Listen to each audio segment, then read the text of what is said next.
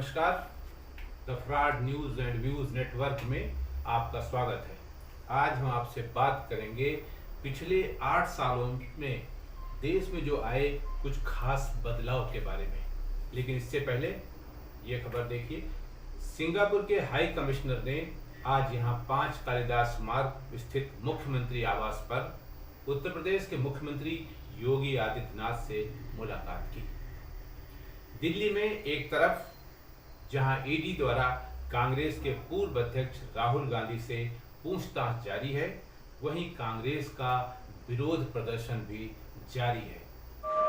वही हाल होगा कि क्या बोलेंगे कि जैसे कुत्ते की मौत होती है ऐसे नरेंद्र मोदी की मौत होगी।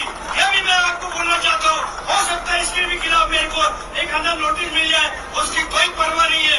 हम लड़ते आ रहे हैं, आगे भी लड़ेंगे। इतना ही बोलते हुए फिर मेरे दोस्तों समाप्त करता हूँ।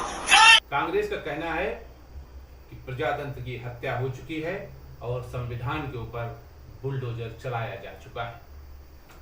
अब मैं बात करता हूं 8 वर्षों में जो कुछ खास टाइप के बदलाव यहाँ देश में देखने को मिले हैं उस पर। ये बदलाव ही हैं जिनके कारण देश में सांप्रदायिक दंगे करने या कराने की योजना पर काम चल रहा है। ये बदलाव ही है जिसके चलते तथाकथित बुद्धिजीवी सरकार और खास तौर से प्रधानमंत्री नरेंद्र मोदी को कमजोर करने में लगे हैं।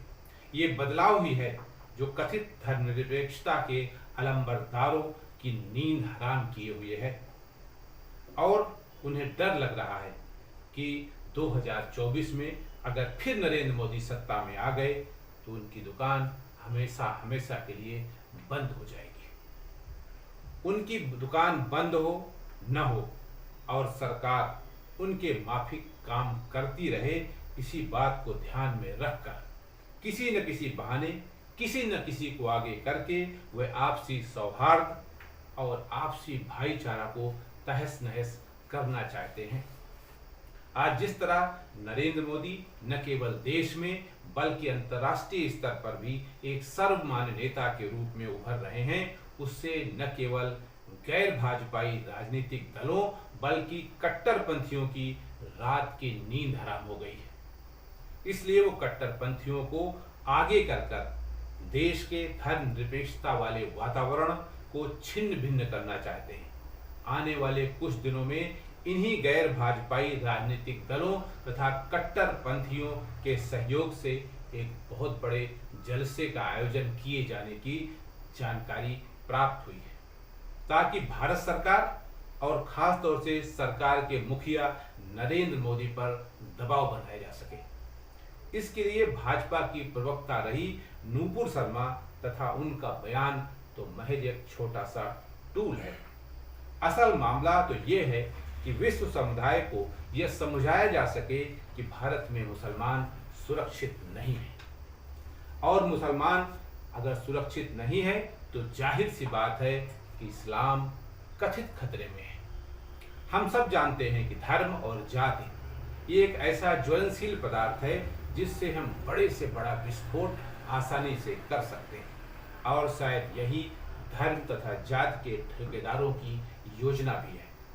धार्मिक तथा जातिगत उन्माद फैलाने में माहिर ये लोग इतने शातिर हैं कि अपनी तकरीरों और अपने भाषणों से पहले लोगों में उन्माद भरते हैं। पुलिस लटों से मारती है और भाजपा का एमएलए बोलता है रिटर्न गिफ्ट है।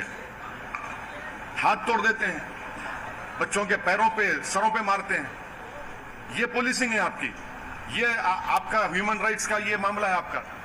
अरे आप अरेस्ट करिए, कोर्ट में कन्विक्शन दिलाइए अगर आपका सबूत है तो। और झारखंड में आपने 15 लोगों पर गोली चला दी, 2 मुसलमान बच्चों की हत्या कर दी, एक के जिस्म में 6 गोलियां। क्या हो रहा है ये? जोश भरते हैं, घृणा की भावना भरते हैं, मरने और मारने के लिए तैयार होने का काम करते हैं, बरगलाने तथा उकसाने का काम करते हैं और फिर उन्हें आगे करके दंगे की आग में झोंक देते हैं और पीछे से निकल जाते हैं। नतीजा यह निकलता है कि जन्नत और जन्नत की हूर प्राप्त करने के चक्कर में वे लोग मारे जाते हैं जिन्हें ये मालूम भी नहीं कि वो यहाँ भीड़ का हिस्सा बनकर क्यों आए थे। उन्हीं घरों के लोगों पर बुलडोजर चलते हैं, वही लोग जेल जाते हैं और वही लोग सुरक्षा बलों के द्वारा प्रताड़ित भी किए जाते हैं, पीटे भी जाते हैं। वर्ष 2000 के बाद जन्म लेने वाले इन नौजवानों को ये ध्रुव सत्य समझना होगा कि जन्नत और दोजख दोनों यही हैं, इसी जिंदगी में हैं और यहीं भुगतान भी करना पड़ेगा, भुगतना भी पड़ता है। वहां यानी ऊपर कोई ऐसा ऑफिस नहीं है जो आपको दूसरे धर्म के लोगों की हत्या करने या मारपीट करने पर आपके लिए जन्नत के दरवाजे खोल देगा। अलबत्ता जेल के दरवाजे आपके लिए जरूर खुल जाएंगे। इतिहास इस बात का गवाह है कि मजहब और धर्म की भावना अत्यधिक बलवती होने के कारण ही अक्सर राष्ट्रीय हितों की उपेक्षा होती है, जैसे इस समय हो रही है और कुछ खास लोगों द्वारा की जा रही है। यही प्रमुख बात है जो आज हमारे देश के लिए खतरा बनी हुई है। जब तक तथाकथित अल्पसंख्यक ये नहीं सोचेंगे कि मजहबी वर्गीकरण के बावजूद वे राष्ट्रीय दृष्टि से हिंदुस्तानी हैं, तब तक वो समाज की मुख्य धारा में शामिल नहीं हो सकते, समाहित नहीं हो पाएंगे। आज मुस्लिम समाज के जो लोग अपने नबी की गुस्ताखी करने के मामले में नूपुर शर्मा को मौत के घाट उतारने की बात कर रहे हैं, उन्हें ये बात ध्यान रखनी होगी कि स्वयं पैगंबर मोहम्मद साहब कितने गजब के धैर्यशाली महापुरुष थे, जो एक बूढ़ी यहूदी महिला उन पर रोज कूड़ा फेंकती थी। जब एक दिन उसने कूड़ा नहीं फेंका तो जनाब ने सोचा कि आखिर बात क्या है। वे पता लगाते हुए उसके घर तक पहुंचे तो मालूम हुआ कि वो बीमार चल रही है। उन्होंने उसका हालचाल ही केवल नहीं लिया बल्कि उसकी तीमारदारी भी की।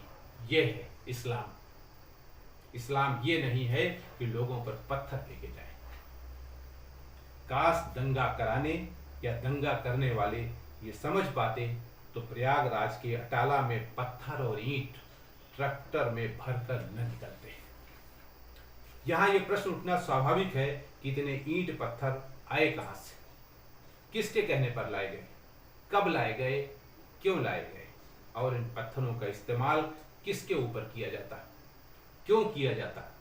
मतलब साफ है कि दंगों के मास्टरमाइंड हिंदू और मुसलमानों के बीच एक लंबी खाई खोदना चाहते हैं, एक दूरी बनाना चाहते हैं, एक दीवार खड़ी करना चाहते हैं। लेकिन इससे लाभ किसको होगा? इन मास्टरमाइंडों को सोचना होगा और समझना होगा कि क्रिया की प्रतिक्रिया भी होती है, एक्शन का रिएक्शन भी होता है। वो जितना प्रधानमंत्री नरेंद्र मोदी का विरोध करेंगे वे उतना ही अधिक ताकतवर बनकर उभरेंगे। नमस्कार।